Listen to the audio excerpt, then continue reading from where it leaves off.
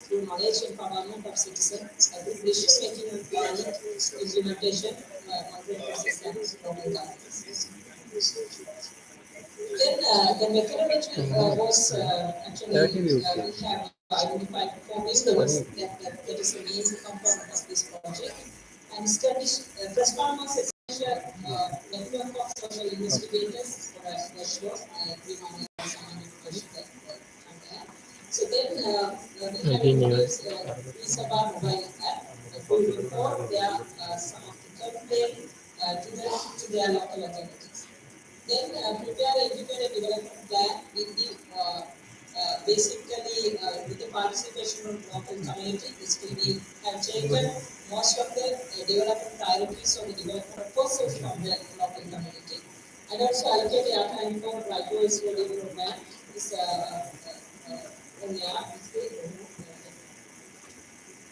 so then I will explain one by one. As a first step, we selected 120 local citizens as a social investigators for the workshop or the social SMI.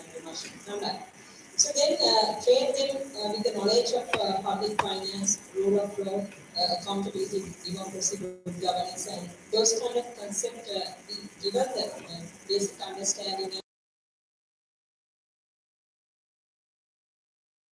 these kind of concepts.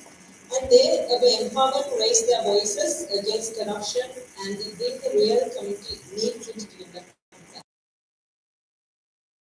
When people have no right to make a voice against their development need, they have to keep their development needs into the without a voice. So that's why we thought have big development needs. What are they need to have? Because when they are preparing the development plan, they can contribute with their own ideas for the development process. Then all the social investigators were networked through different communication channels and create a platform to discuss issues in economic, environment, and social sectors. Then the second one was the introducing Isaba mobile app.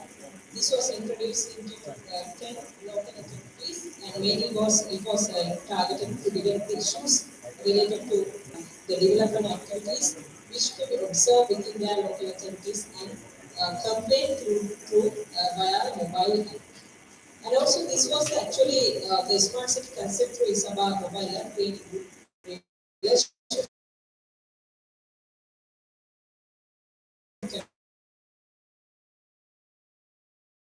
to wait until the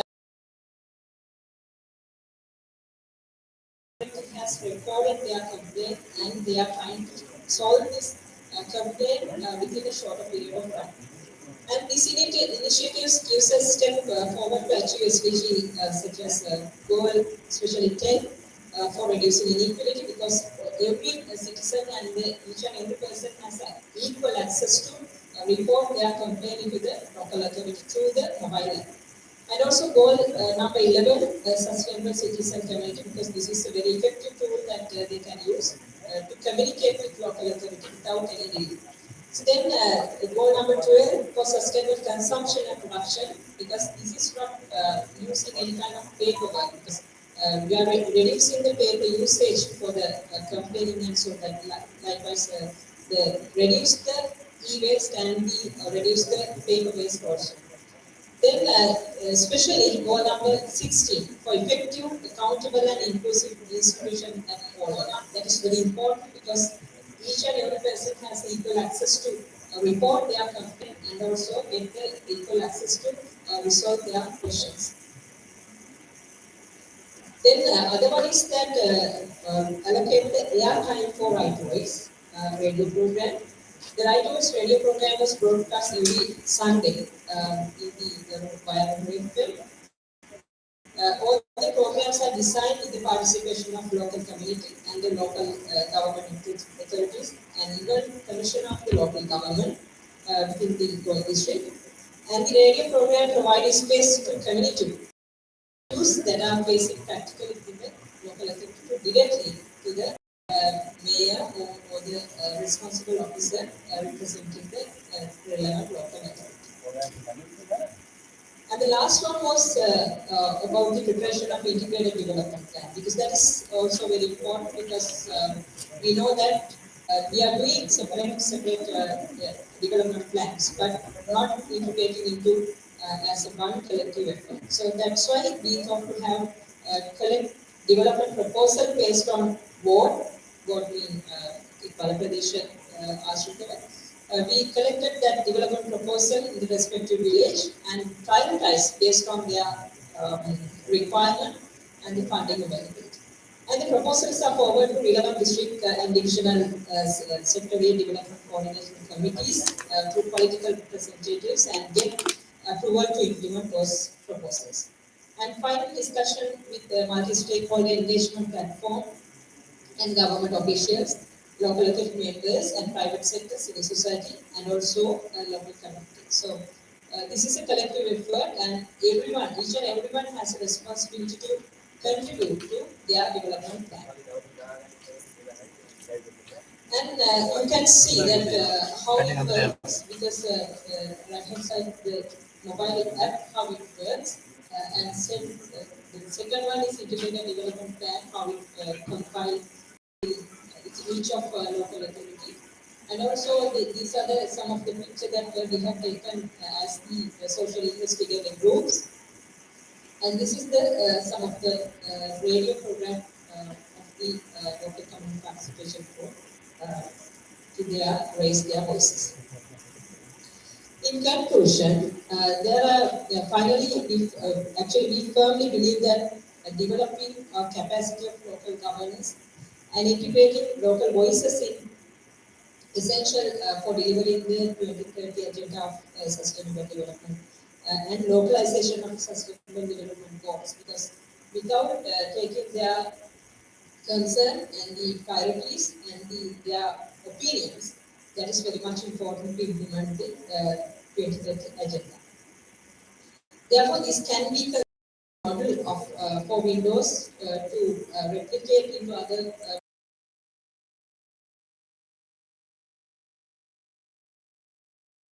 that get the involvement of local community for the decision making process and local planning process. So that is our study. Thank you. Thank you. Nothing for your presentation and study. Can you give a brief? Summary? Yeah.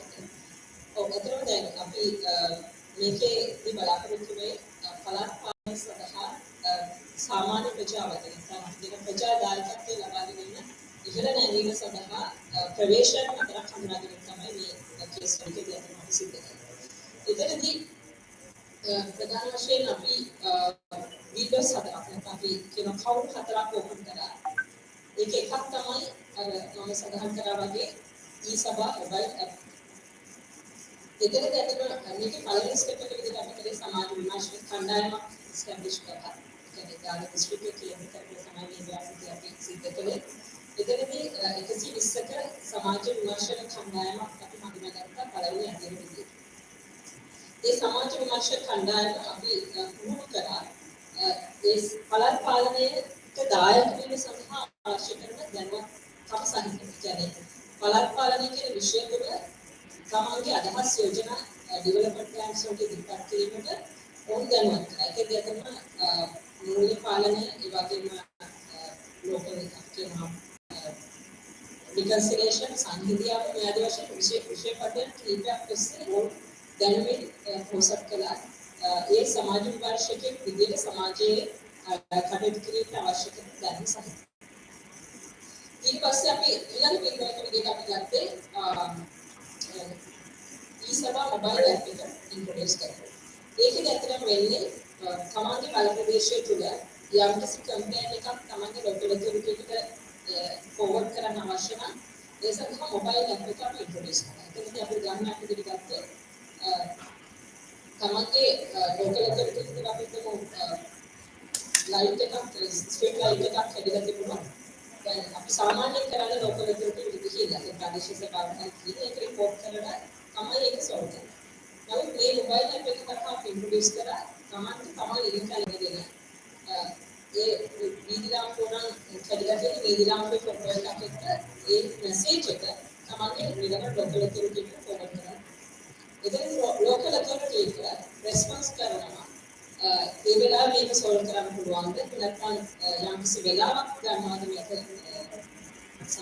විසඳන දෙන්න කියන පිළිබඳව ඕන් reply එකක් මේ වශයෙන් මිනිස්සුන්ට අතරම පොලිමේ ගිහිල්ලා අවශ්‍ය නැහැ තමයි දෙන්න දාන්නේ මොබයිල් ඇප් එක හරහා ලෝකල් ඔතොරිටි එකට තමන්ගේ පැමිණිලි යෝජනා ඉදිරිපත් කරන්න පුළුවන් මේ මොබයිල් ඇප් එක හරහා. ඒ නිසා අතරම මේ වෙනකොට විශාල ප්‍රශ්න ප්‍රමාණයක් ඉතින් සාමාන්‍ය දැන් තියෙන ගහක් කඩාවැටලා තිබුණා. ඒ වගේම කැප් එකක් කරගෙන ඒ වගේ අපි ගන්න ප්‍රාදේශීය සභාවක් මහනගරසභාවක් වැඩ කරන ඒරියාස් කීපයක් අපි මේන්ලි අයිඩෙන්ටිෆයි කරගන්නවා. ඒ ඒරියාස් වල ඇතිවන ගැටලු මේ විදිහට රිපෝට් කරන්න පුළුවන් මේ මොබයිල් ඇප් එක. ඒ හරියට ඉෆෙක්ටිව් විදිහට දැක්ක ක්‍රියාත්මක වෙනවා. ඒකෙන් ඊට පස්සේ අපි ගත්තොත් ඊළඟ සඳහන් කරේ ඉන්ටිග්‍රේටඩ් ඩෙවලොප්මන්ට් ප්ලෑන් කියලා. ඒකාබද්ධ සැලසුම් සකස් කිරීමේ එක තමයි අපේ ඊළඟ ප්‍රවේශය. ඒකෙන්දී අතරම අපි ගන්නවා සැලසුම් සකස් කිරීම. ප්‍රාදේශීය මට්ටමේ සැලසුම් සකස් කිරීමේදී කණ්ඩායම් වශයෙන් තමයි සැලසුම් සකස් වෙන්නේ. ඒ ලෝකල් ඔතොරිටි සමහරවල් ෆන්ඩින් නැති වෙන්න පුළුවන්. ඒ වගේම අපි අත ඩෙවලොප්මන්ට් ප්‍රයොරිටිස් නෙමෙයි අතර මේ ප්‍රශ්න සමහර වෙලාවට අවශ්‍ය නැති ව්‍යාපෘති සඳහා මුදල් ආයෝජන වීම සිදු වෙනවා. ඒ නිසා මේ ඉන්ඩිකේටර් එක නැත්නම් තමන්ගේ ප්‍රදේශයේ බල ප්‍රදේශයේ සැලසුම් සකස් කරද්දී ඒ ලෝකල් කමියුනිටි තමයි ඩෙවලොප්මන්ට් ප්‍රොපෝසල්ස් දෙන්නේ අවුල් යෝජනා ඉදිරිපත් කරනවා මෙන්න මේ ව්‍යාපෘති තමයි අපේ ප්‍රදේශයේ දැනට ප්‍රයොරිටි වල තියෙන්නේ. ඒ ව්‍යාපෘති ඉදිරිපත් කරලා ඒවම ඉම්ප්ලිමන්ට් වෙන්නේ නැහැ. ඒවත් අපි නැවත ප්‍රයොරිටයිස් කරනවා. තියෙන ෆන්ඩින් සහ තියෙන අවශ්‍යතාවය කියන එක ප්‍රමුඛතාවය හඳුනා ගන්න. එතෙන්දී වැදගත් දේ තමයි මේ හඳුනාගත්ත ව්‍යාපෘති වලට මුදල් ආයෝජනය. එතෙන්දී දැක්වෙන පෞද්ගලික අංශය වගේම සිවිල් සංවිධාන රජය මේ සියලු ආයතන වල ෆන්ඩින් එක channel එකකට ගෙනල්ලා මේ ප්‍රයොරිටිස් අයිඩෙන්ටිෆයි කරපු ව්‍යාපෘති වලට විතරක් මුදල් ආයෝජනය කිරීම සඳහා මෙකනිසම් එකක් හදලා. ඒ වගේම ඊළඟ එක තමයි අන්තිමට අපි තව ඉඩක් වෙන කරා මේ මිනිස්සුගේ අදහස් මේ ප්‍රාදේශීය නැත්නම් ලෝකල් ඉදිරියට එක්ක ගැටෙන්න අවශ්‍ය නිසා ලෝකල් ඉතින් මේක හරහා කියන එක මේක සම්පූර්ණ විතරයි ඒකට අපලා විශ්ින් කරන්න පුළුවන්. නමුත් ප්‍රාදේශීය සභාවල ඉතින් ප්‍රාදේශීය සභා 10ක් තමයි අපි තෝරගන්නේ 10. ඒ 10ම රිප්‍රෙසෙන්ටේටිව් ප්‍රෝග්‍රෑම් 10ක් අපි සිදු කරා. එක එක දවසක එක ලෝකල් ඔතොරිටි එකේ රිප්‍රෙසෙන්ටේටිව් තමයි මේ මැදිරි එතකොට එයාලට ප්‍රශ්න ඉදිරිපත් කරන සමාජතා සම්බන්ධව ඒ විලාප විසඳු ප්‍රශ්න තියෙනවා. ඒ නිසා ගොඩක් ඉෆෙක්ටිව් වුණා මේ කාර්යය තුලින්. ප්‍රශ්න අහන්න පුළුවන්.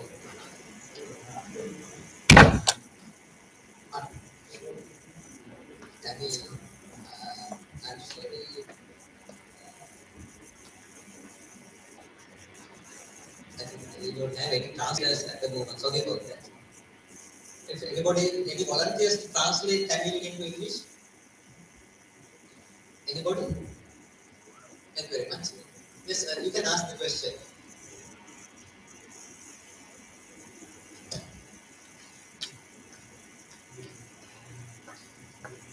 அனைவருக்கும் வணக்கம்.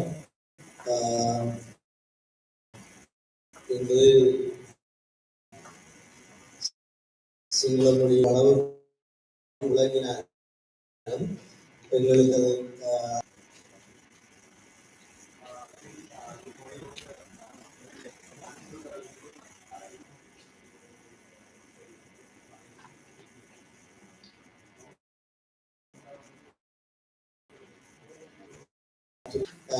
செய்வதாக கூறியதாக அறியப்படும் இருந்தது. இருந்தபோதிலும் 1987ஆம் ஆண்டு ஒவ்வாறு நிதி 5,000 ரூபாயை எட்டியிருக்கிறது. ஆனால் 4,000 ரூபாய் தான் நன்றாக இருந்தது. அதே அளவுக்குதான் திறன்கூடாட்சி சபை இலங்கையில் 340 சபைகளில் இதுதான் நடைபெறுகிறது. அதன் காரணமாகத்தான் தற்போது கூறப்படுகிறது. ஆனால் தற்போதைக்கு அதை செயல்படுத்த முடியாத அளவுக்கு இந்த நாட்டினுடைய சட்ட திட்டங்கள் அமைந்திருக்கின்றது. அது வெற்றிகரமான செயல் திட்டமாக அமையும் என்பதுதான் இந்த இடத்தில் நான் முன்வைக்கின்ற கோரிக்கை. Just summarize the current issues of the local governments to implement some projects of development things like due to the funding mechanism and due to some political barriers. So he asked him to make a proper plan which is suitable in terms of the financial or sustainable way. It's good for the local government. So he asked to revise the things in the sense even the taxes or even for some collections method. He asked to revise as per the current situation. Yes. Thank you very much for your comment, and thank you very much for helping us in translating the question.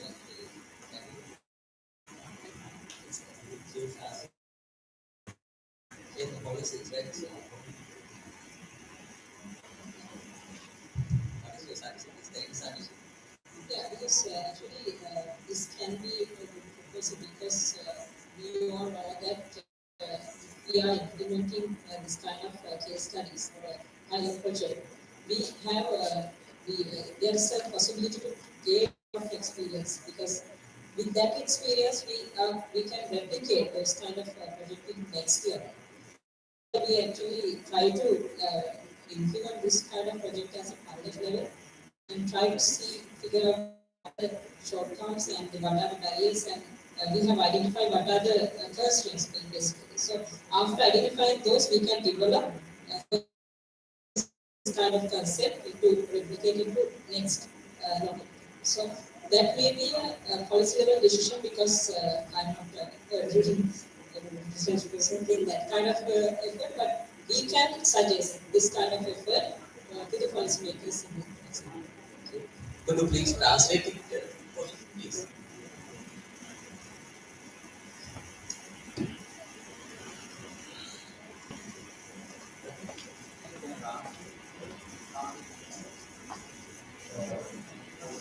Maybe after the presentation. Thank you very much. What are the constraints you face during your survey?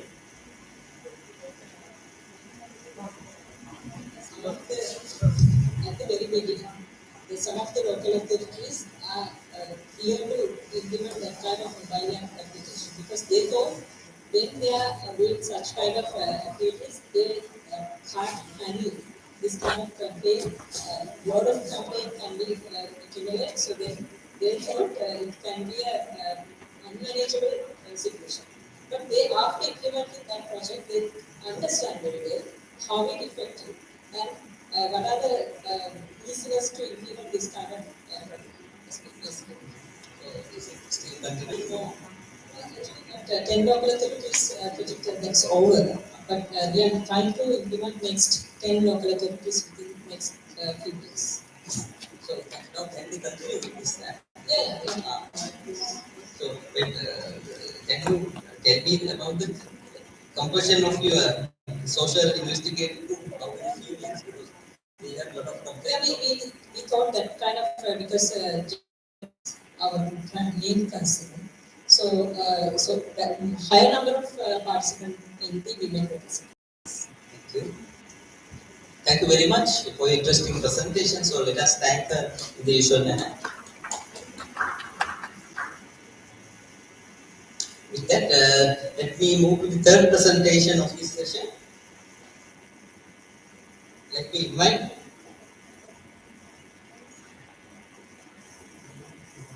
Chandrakanta Judy Makshika. She is going to talk about biofertilizers as eco-friendly technology for synthetic fertilizer and environmental sustainability.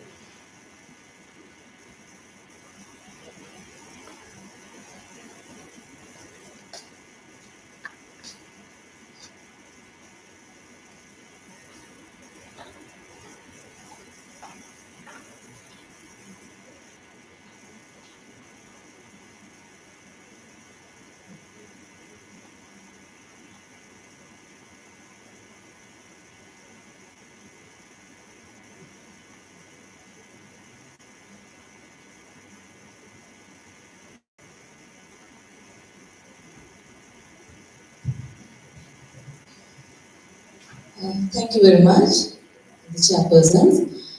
This is Dr. Chandra from Eastern University, a senior academic and in the Department of Botany, Faculty of Science, Eastern University Sri Lanka, which is situated in Batticaloa. Well, this is one of my students who did this work. Actually, she is Madhushika. She's from University of Colombo. She graduated from University of Colombo, but right now she is continuing her master's in Jaffrey University. So this is quite an interesting field to me. So I just thought to make this presentation because the audience also I felt is quite different area. So to make it easy, the presentation without making it too scientific. So I have avoided all my research methodologies, too much of complicated research methodologies to make it more easier to be understood by the different audience here. Thank you very much for the ICLG 2022, the director and the organizers for giving us this opportunity, particularly to give me this opportunity by changing my the schedules as per my request. Thank you very much for that also. So let me move to my presentation.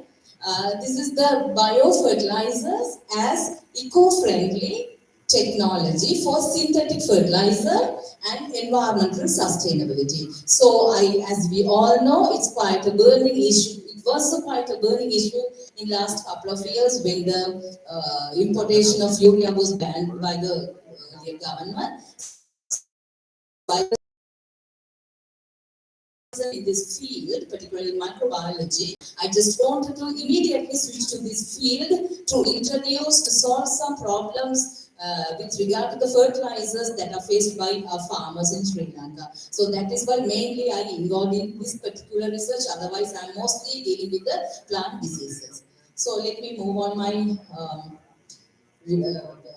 main themes. So, what are biofertilizers? First of all, I'm sorry that I'm unable to translate that in Sinhala. I can speak Sinhala, but this is too technical to me to be translated. Anyhow, what are biofertilizers? Of course, you all know what are fertilizer or the chemical fertilizer. So, when we put a word as bio, that means it's something where we are dealing with some living things. So the fertilizer with the living materials or living things or living organisms. But here we talk as the totally the microorganisms which are being used as the fertilizer. Those are the biofertilizers. The biofertilizer, the microorganisms, mainly the bacteria and the fungi, are being used as the biofertilizer instead of as a very good alternative for the synthetic fertilizer. So as you all see here, the microorganisms, mostly the bacteria and also the fungi, which are very common in our soil.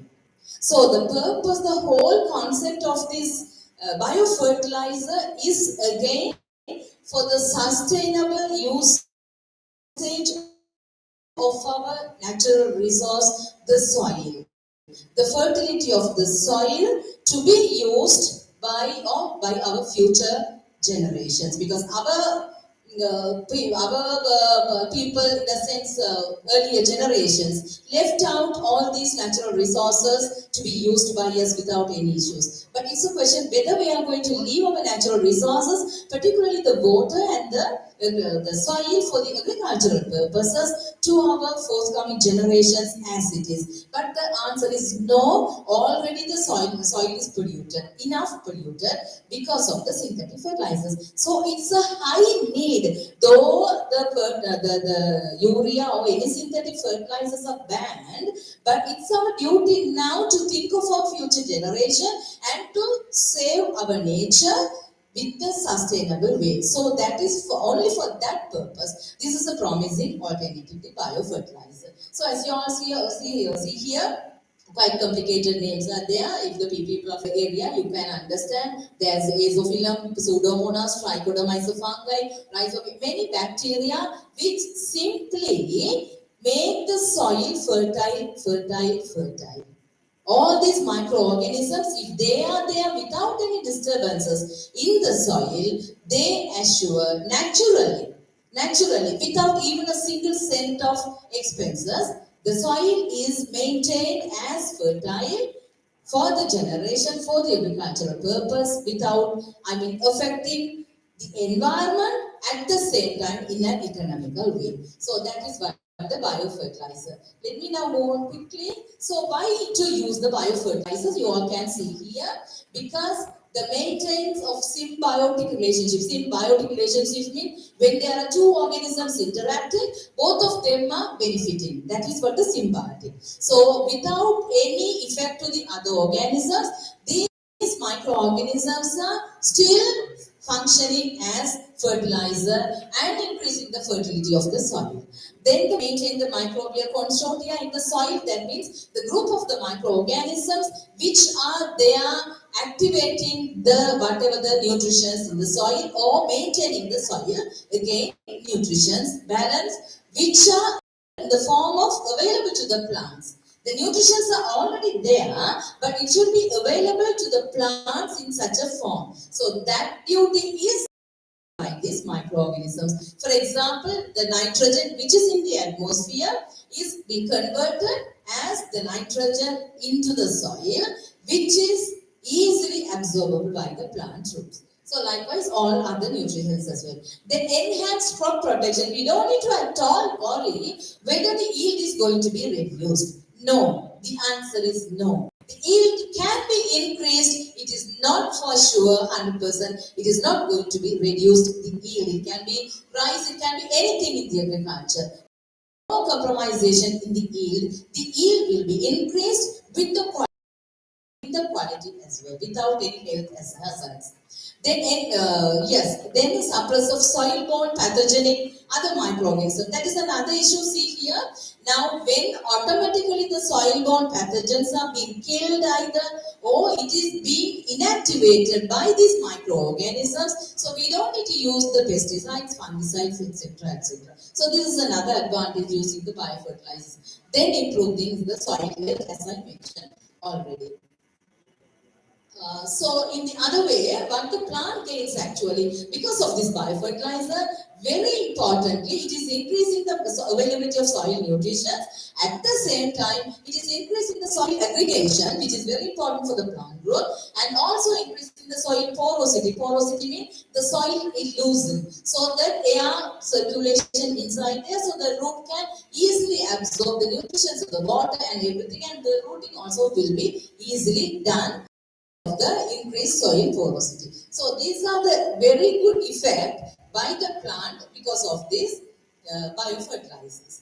Then if you look at here, main types of different biofertilizers what are available in the market or what we can use actually is the nitrogen fixing biofertilizer. Mainly the NPK everyone knows. So all these are fixed naturally by these microorganisms in the soil. So nitrogen fixing biofertilizers, phosphate solubilizing and mobilizing biofertilizers. Phosphate again, phosphate solubilizing and mobilizing. In the sense, the phosphate is there in the soil, but it is not readily available to the plants in the form. But these microorganisms can change that form, which can be easily absorbed by the plant roots. Then sulfur oxidizing biofertilizer, plant growth promoting rhizobacteria like hormones. Then again, potassium solubilizing and mobilizing. But all these nutrients are get mobilized, solubilized and mobilized, which are again easily uptaken by the plant roots. Then compost biofertilizers, then biofertilizers for micronutrients as well. So as long as these microorganisms are there in the soil, we don't need to worry about any kind of a synthetic fertilizers. Only thing is we have to make sure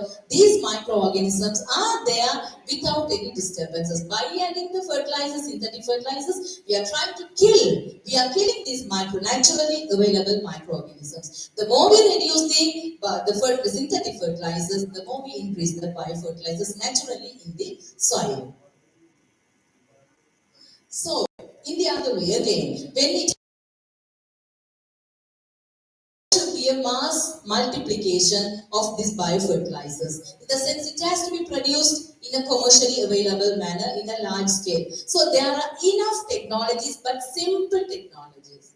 There are enough technologies, very simple, very economic technologies are there, which are very common in India, in many cities, many states of India. So even I have been, there are many factories or the field also, which are really admirable, that technologies, but with very simple technology, which easily can be adopted in our country as well. So procedures involve simply the isolation. The microorganisms are taken in the laboratory conditions, then it is produced in a mass way, in a bigger scale, the mass culture production and the preparation of inoculants along with the inoculant quality control. Inoculants mean those are the microorganisms with the quality control, not to bring any harmful bacteria as we face some problem early in the country. It is we have to assure only the beneficial bacteria are there.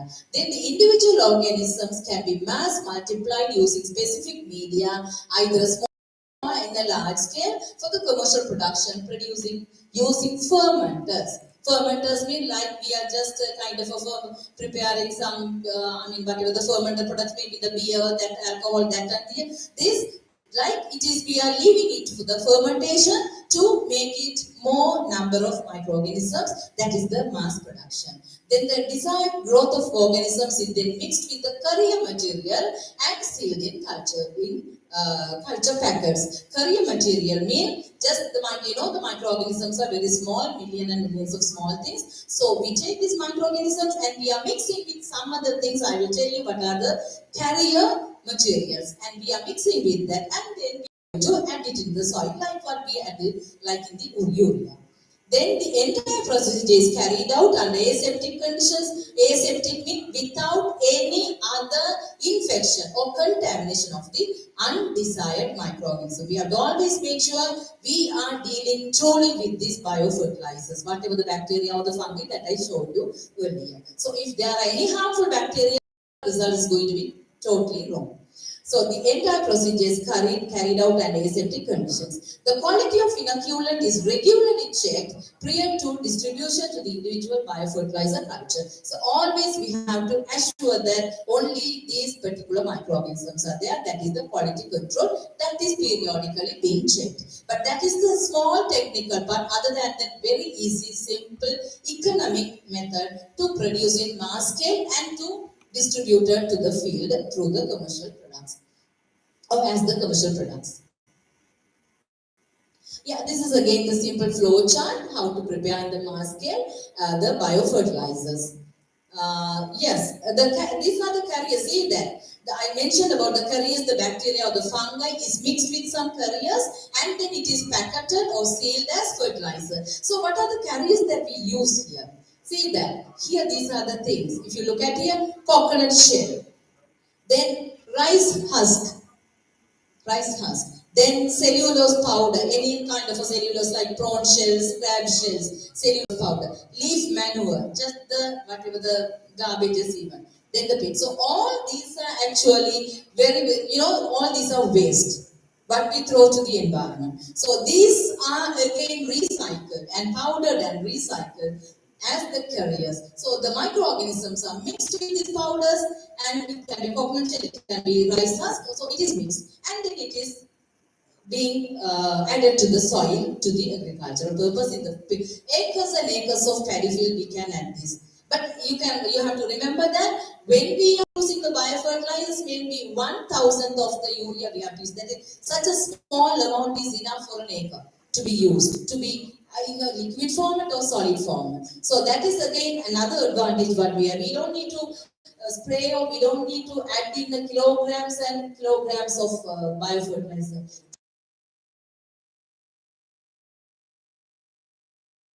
And also an easy advantage as well.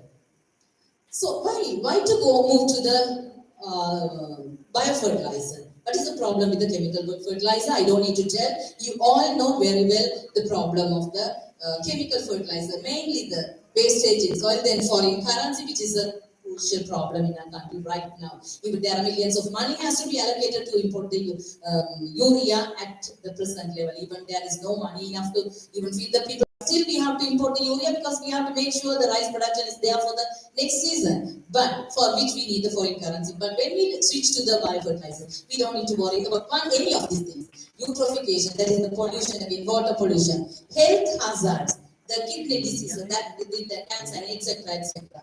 Then the more demand, of course, the more demand for the synthetic fertilizers. Here we don't have any such problem, and then costly. We need enough currency for us to import. But in biofertilizers, nothing, no such any problems. So what is the advantages of it? Why do we prefer the biofertilizers? These are the reasons, as I told already. It is cheaper, no pollution to the environment, the production is very, very simple, almost no post production. Then supply as plant hormones as well. It is increasing the plant production or the yield. Again, supply other nutrients, control plant pathogens. Automatically, because those are microorganisms, it controlling the harmful pathogenic microorganisms that can be attack the plants. Then prevent the soil erosion, increase the availability of chemical fertilizer. In the sense, the microorganism in itself increasing the availability of the potassium, nitrogen, etc., etc., etc. So these are the advantages. Okay, what are the formulation of biofertilizers? What are the forms available? It is available as powder, it is available as peat formations, liquid formulations, granules. Particularly nowadays in India and many other Asian countries, the liquid biofertilizer, the liquid formulation of biofertilizer is very famous because very little amount is needed to spray for an acre, mixed with the water, easy to carry, and many advantages are there. Also the granules, still we get the powder and everything, but nowadays, in recent past, the most preferable formulation is the liquid, which are coming in bottles rather than packets. So if you look at here, why then liquid biofertilizers are superior than others? It is shelf life, because we are dealing with the microorganisms, so the expiring period is longer than the other one. So the shelf life is there. Can have higher amount in bottles, easy for application, easy to handle, attractive packaging, good field response, quick response by the plants because it is in liquid format.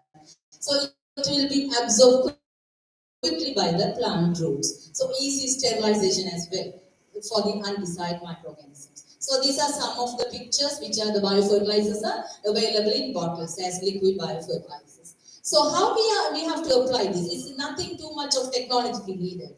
Very simple technology, very simple technology. Even any kind of a farmer, maybe uneducated people also, simply can, without any issues of their health issues, they can use. Like seed treatment mixed with the seeds before sowing it, or the root dipping when during the transplantation, the roots are get dipped in the biofertilizer, maybe if it's liquid, just it is dipped and transplanted. Just that's it. That's it, the application of the. We don't need to worry too much technology, nothing. Then soil application, we can mix with the soil as well. So no technologies at all needed here when we are dealing with the biofertilizers. And it's quick response by the plants as well.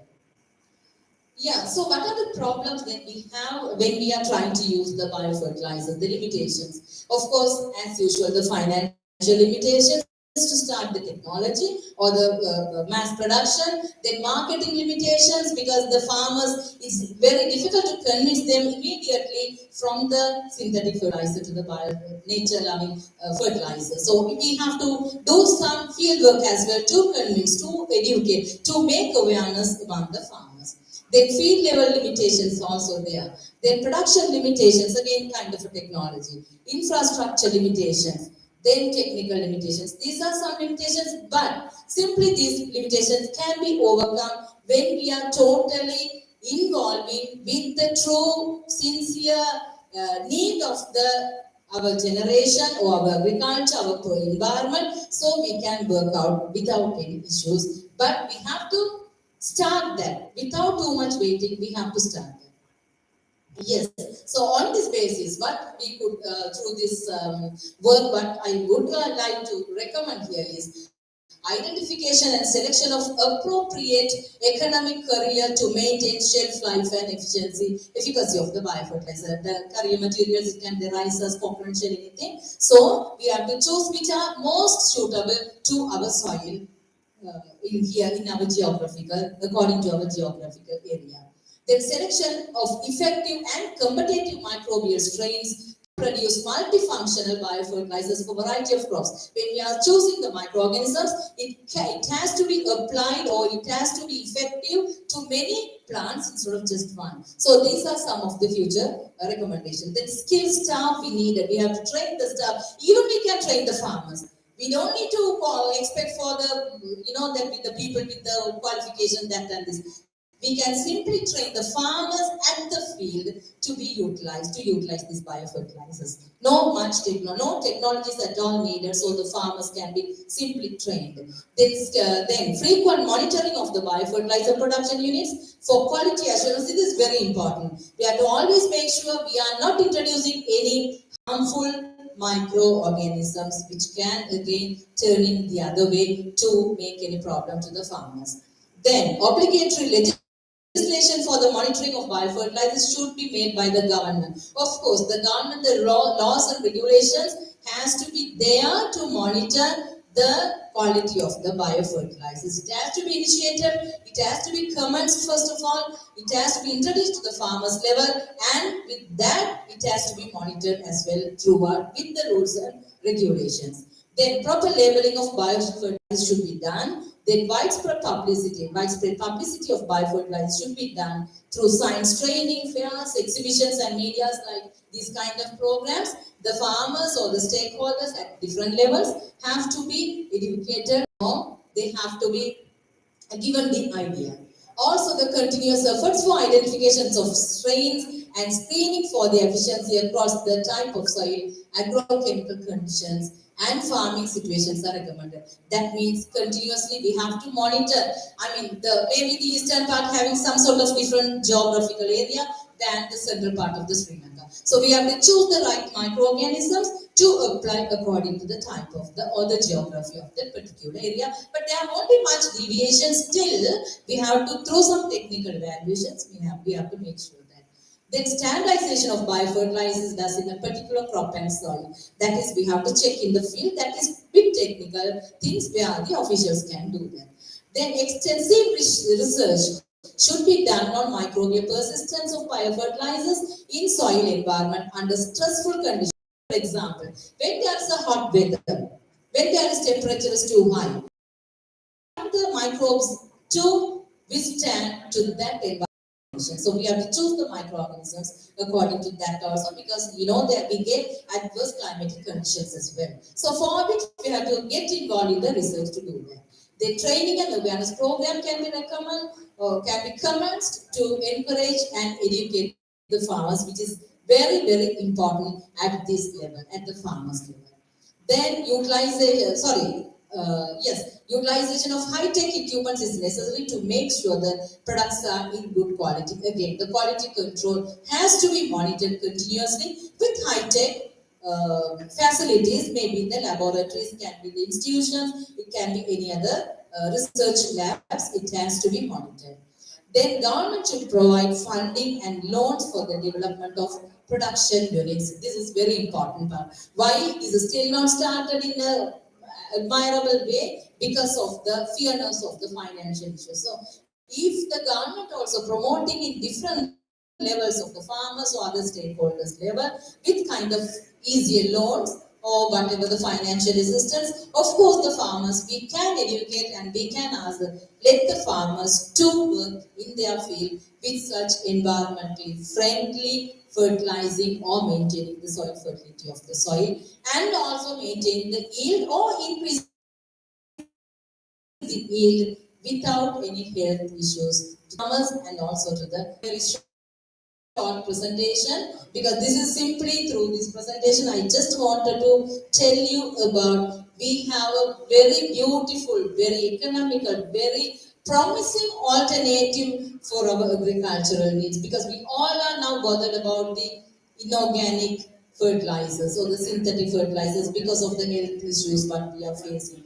But still, we are ready to give the money to the supermarkets and buy the organic products. It can be carrot, it can be tomato, it can be paddy, anything, rice or anything. We are there ready to buy the organic products, but they are which are not available in the supermarkets as the need of the public people. So what we need actually is we have to little by little increase the utilization of these biofertilizers. Again, I'm mentioning, which is very, very less expensive, which is very promising alternative and a sustainable alternative. It can be persisting, it can be remain there for years and years when the soil fertility is maintained without these hazardous chemicals. So that is my request. Please take this message to at different level, maybe at the policy level people. So little by little introduce it, increase the production of biofertilizers, increase the utilization of biofertilizers, and make our country healthy and wealthy. Thank you very much for the opportunity. Thank you, Dr. Chandrakanta, for your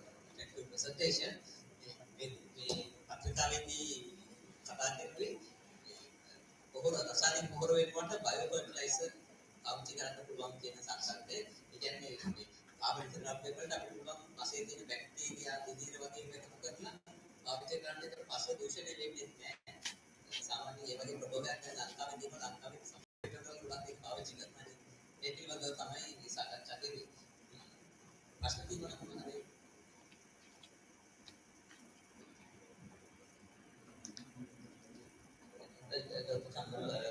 What is the current situation of the production of biofertilizers in Sri Lanka? Because we have some products in the market.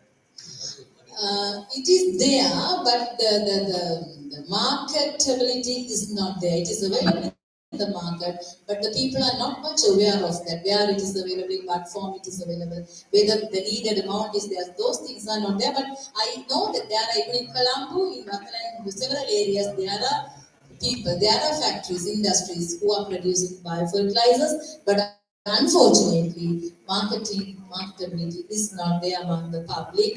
They are fear of that, whether we can use that, whether the quality is okay, whether the amount is okay, whether the prices, and many things are there. So it should be taken to the public actually. The availability of, it is available, but it should be taken to the public in such a way they expect. And we have to promote as well in production, yes. Thank you very much. Thank you. Thank you for the opportunity.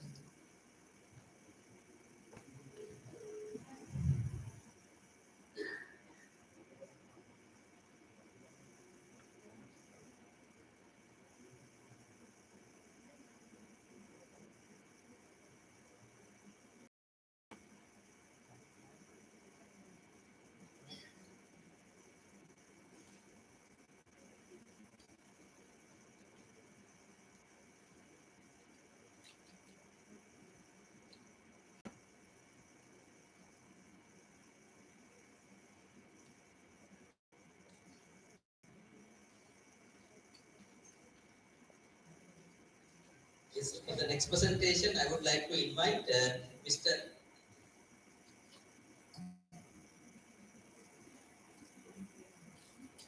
Indrakeela Madola. He's going to talk about an invasive plant, Abomba fercata, a potential invasive plant invading the death zone of Sri Lanka.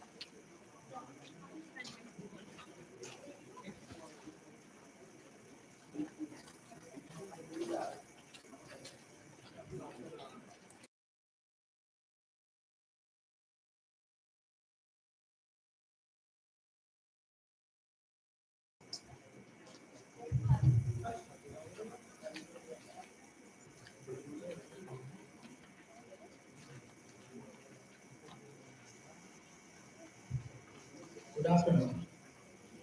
My presentation is on potential invasive species, Cabumba fercata. This invaded in the water courses in red zone of Sri Lanka. As we all know, alien invasive species are considered a serious threat to biodiversity, and all nations are working towards minimizing their impacts. Ornamental aquatic plants have been playing a significant role as alien invasive species in the world.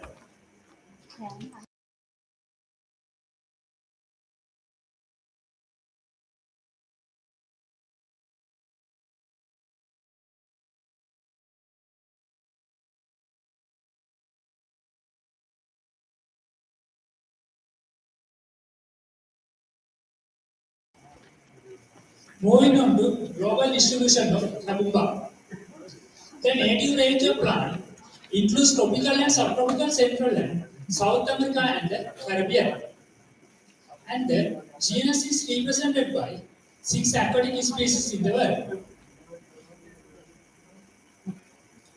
Of these 6 species, Kabumba furcata is commonly known as head Kabumba or fan or fan forward fan node.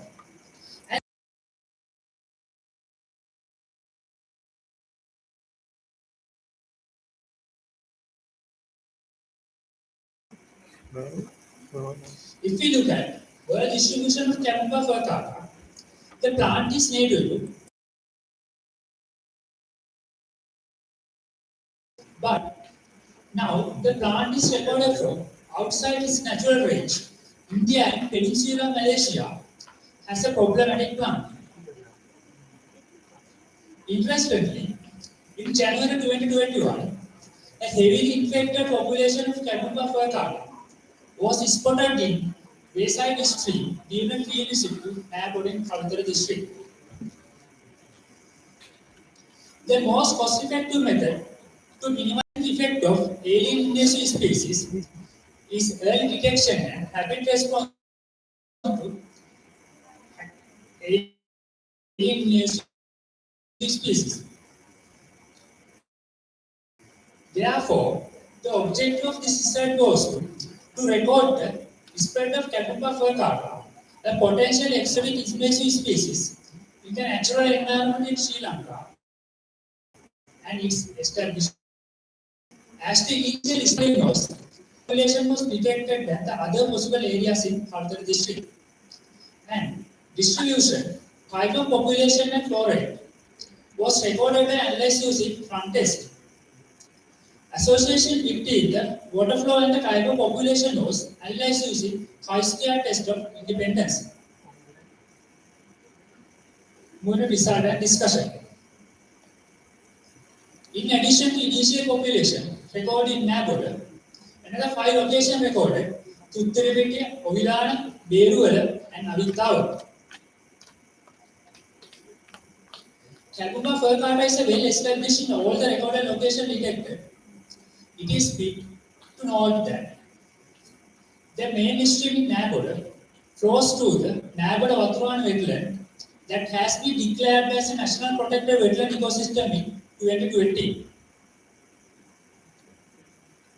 The result revealed that both type of population and the flow rate was non-random, thus following a systematic behavior, and association between the water flow rate and the type of population was observed.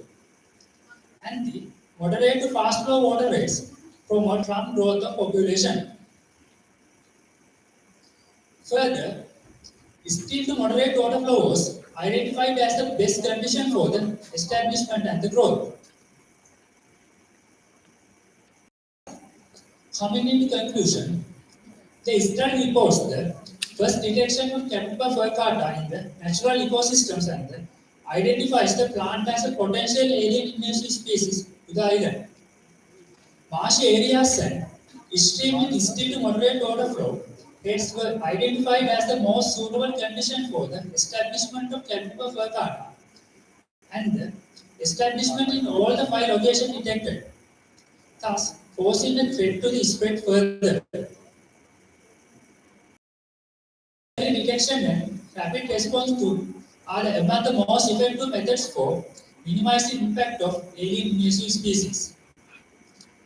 We have been reported the establishment of Kabumba furcata, and the local authorities should initiate eradication measure to immediately, as Kabumba furcata is identified as a problematic plant in other countries as well.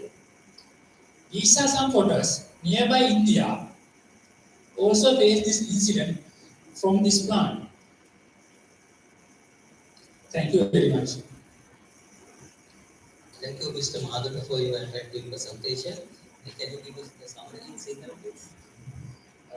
චැටුම ෆර්කාට කියන්නේ ඒක තමයි සිංහල වන්න නැහැ. ඒක විසිතුරු ජලජ ශාකයක් විදිහට දැන් ලංකාවේ පැමිණිලා තියෙනවා. එතෙන්දී ඒ ශාකය අපි මුලින්ම හම්බෙන්නේ කළුතර දිස්ත්‍රික්කයේ නෑගොඩ කියනවා. ඒතර එතෙන්දී අපි ශේෂ්ඨ වැඩවල ඇතුළත අතර මුලින්ම හම්බෙන්නේ. ඒතර එතෙන්දී වතුරාන කියන තෙත්බීමක් 2020 දී නම් කරන තෙත්බීමක් විදිහට. ඒකයි තමයි ඒකේ ප්‍රධාන නැත්නම් ගංගා තුළ ප්‍රධානම හම්බෙන්නේ. ඒ අවර ප්‍රදේශය සම්පූර්ණයෙන්ම ජනක ප්‍රකාරයෙන් ශාක්‍ය විසින් ආක්‍රමණය කරලා තියෙනවා. ඊට පස්සේ අපි ටැංක් කීපයකට අපි ශ්‍රේෂ්ඨ වැඩ කරද්දී ටැංක් කීපයකින් හම්බෙන්නේ. ඒතර ඒ වෙද්දී ගොඩක් වෙලාවට ගංගා ප්‍රෝණි ආශ්‍රිතව මේ ශාකය දැක්විලා තියෙනවා. ඉතින් ගොඩක් වෙලාවට ගම් වතුර සහ අනිත් දේවල්ත් එක්ක මේ ශාකයේ කුඩා කොටසක් වුණත් මේ ශාකය පැතිරලා යන්න පුළුවන්. සාඩ ඕගොල්ලෝ ගන්නට අහලාදී ජපාන් ජපනයේ සැල්විනියා කියන එක. ඒ වගේම තමයි මේ ශාකයක්. මොකද මේ වගේම ටික කාලයක් ඇතුළත එක්කාපේ ගංගාවේ ඇලදොල ආශ්‍රිතව මේ අර වගේම යත්ලා යන්න පුළුවන්. ඒකට තමයි අමින කියන තමයි සටහන අපි මේ පරිශ්‍රම වත්වා කරලා තියෙන්නේ.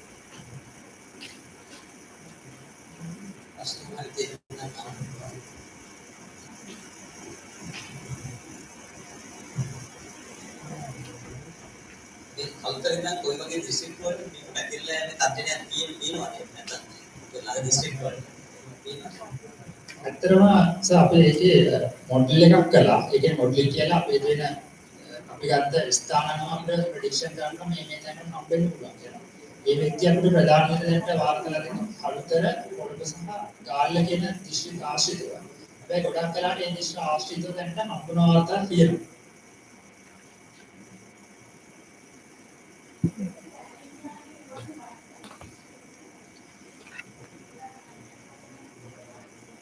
ඇත්තටම ඒ කියන පාසල පද්ධතිය ගොඩක් වෙලාවට දැන් ඒ ශාකයෙන්ම පැහැදිලිලා තියෙනවා. ඒක සාමාන්‍ය අපි දේශීය සම්ප්‍රදාය රැකීම පුළුවන්, එදුදකින්න පුළුවන්, ඒකටිවාක පුළුවන්, ආඩියක පුළුවන්. ඔය කියන දේ ඔක්කොම දැන් ඒ සම්පූර්ණ ඇලක් නැහැ, සම්පූර්ණ ඇලක් කියලා දෙයක් නැහැ අත. සම්පූර්ණ ඒක අහගෙන තියෙනවා. ඒතර අනිත් පරිසර සත්‍යවාදී කවරේ යනවා නම් ඒකේ ලොකු හානියක් වෙනවා තමයි. ඒක ඇත්තටම තමයි බලන්නේ කොච්චර දුර හානියක් වෙලාද කියලා. ඒ දැන් මේ විදිහට සම්පූර්ණම කියන්නේ වගාවට සම්බන්ධ කරන්නේ වතුර යන්නේ සම වතුර ඩොක් වෙනවා ඔය කියන දේවල් අතර කතා කරද්දී මිනිස්සුත් එක්ක මොන දේවල් විස්තර. ඉතින් දැන් වතුර පොඩක් යටින් හැදෙනවා කියන්නේ සැලවිඥාන් යනකොට අපිට පේනවනේ. එතකොට මෙයා පැතිරලා ගොඩක් පැතිරෙනවා අපි දන්නේ නැහැ. පේන්නේ වතුර යටින් තියෙනවා. ආවේ ශාකයක් නෙවෙයි. ඒක තමයි මේ අරතොර ගොඩක් පැතිරලා ගියාට පස්සේ තමයි දැනෙන්නේ මේ කියන්නේ.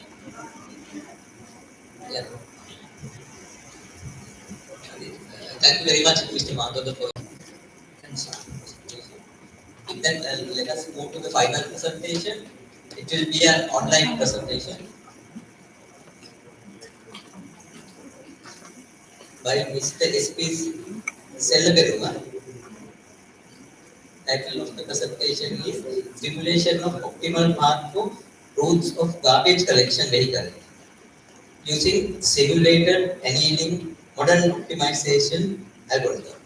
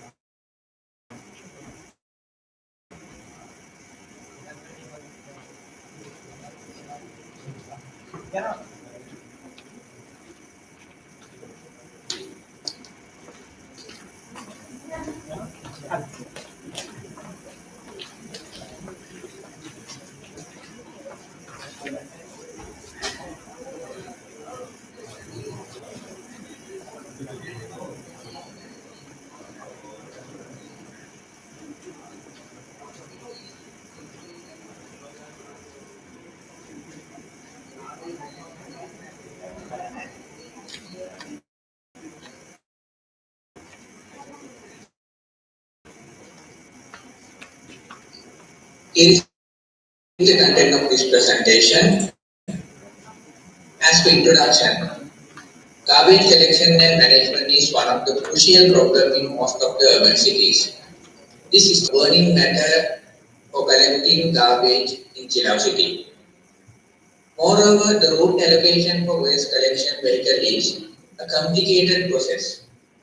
It is necessary to provide massive solution with optimal route to collect garbage to provide services efficiently and effectively.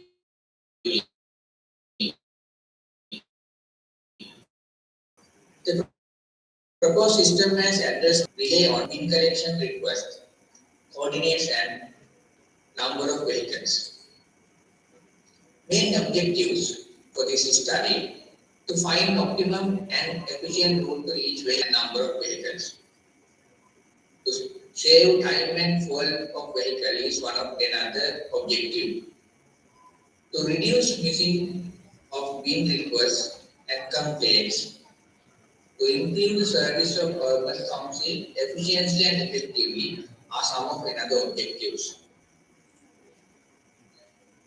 As a method of this study, we use Chilao city as the location and data collection about manual system including number of buildings, places, routes and need to collect garbage collected via interviews, observation and survey etc. Proposed system will cover garbage bin registration with their GPS coordinates of the bin location, collection request by the city members. Also, people can mention unclean places in the city or missed bin city details with the location and coordinates. System will able to add or remove number of collection vehicles for the particular day. Based on the available vehicle, the collection city will generate the optimal path. Generate the collection vehicle route plan with the request. Here, the rich picture of the proposed system that contain urban member can make registration with their garbage bin through the urban council system. Also, daily bin collection requests can be performed there, and collection vehicle will able to generate optimal routes for the collections daily basis. PHP based system has developed with the bin registration and make collection request. They use DIMs maps, email communication with the city members, and SMS gateway as used to generate quick messaging, and modern optimization algorithm used for the simulated daily creating optimal path for the collection vehicles. With the results and simulation route planning for collection vehicle, system has added all the roads, streets, junctions, etc. They use GPS coordinate for each place. Based on the bin collection request made by the city member, system will generate number available in a particular day for collecting garbage. Collection route will generate optimal path made of the most sustainable path for each vehicle. They use simulated annealing algorithm to provide best route path. Here it used simulated drilling, route planning for collection vehicle. As per there, it designed the best route for each vehicle for collections. Here is the steps of route plan generating in simulated drilling. The first step that need to calculate number of bin requests for particular day. Based on the bin request, system will generate x and y axis for each bin location. Also, it has embedded with the fixed junctions such as paths, roads, junctions are located in the map. Also, that need to provide number of vehicles available in the particular day to make collections. Number of occurrences for pooling process. This will be decided by the system itself based on the bin request to the power 2. Finally, it finds the lowest distance path. System will process the available all the paths and remember the best path for each vehicle. This process can derive with 3 steps using linear method, quadratic method and logarithmic method. Finally, system decide the best path for each vehicle. Here are the some of main examples used with the simulation.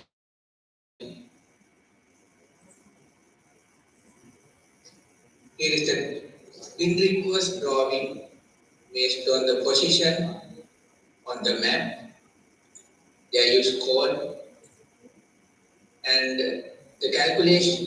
This will arrange the calculation distance between each bin request location with energy rate. Below, the neighbor function will random generated locations in the city for calculating energy from one location to another. Here the way how you simulated annealing algorithm based on the bin request places in locations.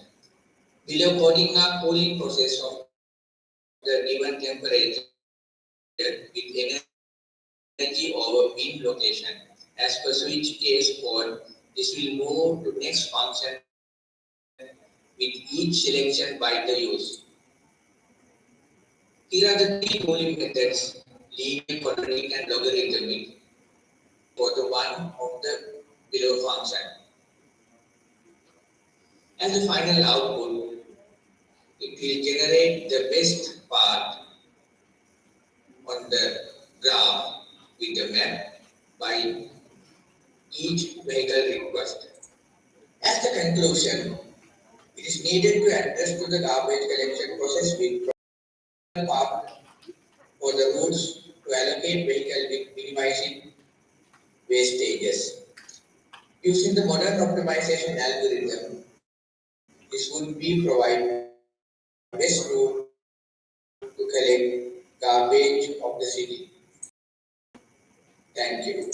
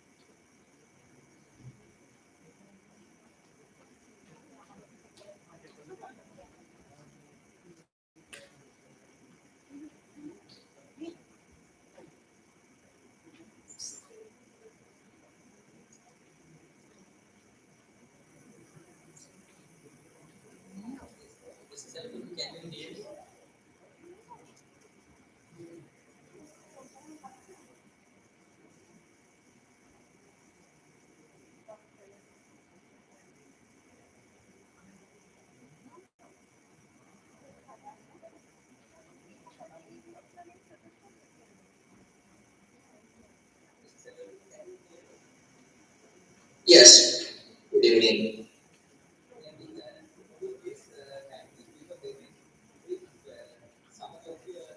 Research in signal. Yes, okay. මේක project එකක part එකක් විදිහට ඕන කරපු කොටසක් අලාවත නගර සභාවේ garbage collection වලට online system එකක් නිර්මාණය කරලා ඒක කොටසක් විදිහට පසු කාලයකදී අවශ්‍ය වන අයට මේ තිබුණු අභිවිචලනය කරන vehicles වලට sustainability එක route map එකක් හදන්න. ඒක රීමයින්ඩින් එකේදී තමයි ඔප්ටිමල් පාත් එක හොයන්න තියෙන මොඩර්න් ඔප්ටිමයිසේෂන් තියරි ගණනාවක් තියෙනවා. එතනදී ඇල්ගොරිතම් ගණනාවක් තියෙනවා ටැබු ස්වයං ඇල්ගොරිතම් එක and quality කොට මෙයාකරින් මම ෆයින්ඩින් කරගත්තේ මේ සිමුලේටඩ් ඇනිමේට් ක්‍රමයට පුළුවන්කම තියෙනවා හේතු කාරණා කීපයක් නිසා හොඳම බෙස්ට් පාත් එක තෝරන්න. මේ වගේ සිටුේෂන් එකකට يعني garbage collection විතරක් නෙමෙයි මේ හා සමානව තියෙන අවස්ථාවක නගරික දැන් වලට යන්න තියෙන්නේ වාහන කීපයක් يعني ඔප්ෂන් කීපයක් තියෙද්දි බෙස්ට් ඔප්ෂන් එක තියෙන හොඳම ක්‍රමයක් මේ ඇල්ගොරිතම් එක මම වාගත්තා. ඊට පස්සේ ඒක වෙබ් බේස් සොලියුෂන් එකක් විදිහට මම ඉම්ප්ලිමන්ට් කරලා ටෙස්ට් කරා. මේක රියලිස්ටික් එකට ඇප්ලයි කරේ නෑ. නමුත් මේක 95% සක්සස් circulation එකක් විදිහට මම තේරුම් ගත්තා. Thank you very much. Any questions from the audience? Is there no any questions? Can you implement another potential obstacles that you may have to face when you're going to implement it? When you come to practice? Yes, mainly need that previously that if any city need to apply this, they may need to use of a bin registration system. That means garbage bin that mostly some of the developed countries they use each and every that garbage bin has to be registered with their GPS location as well. Based on that, we can implement this method over there. Thank you very much. Thank you.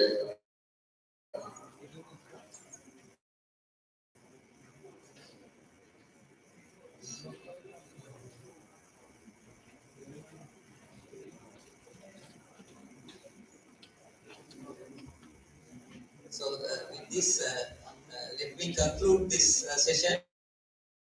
So you can break for tea.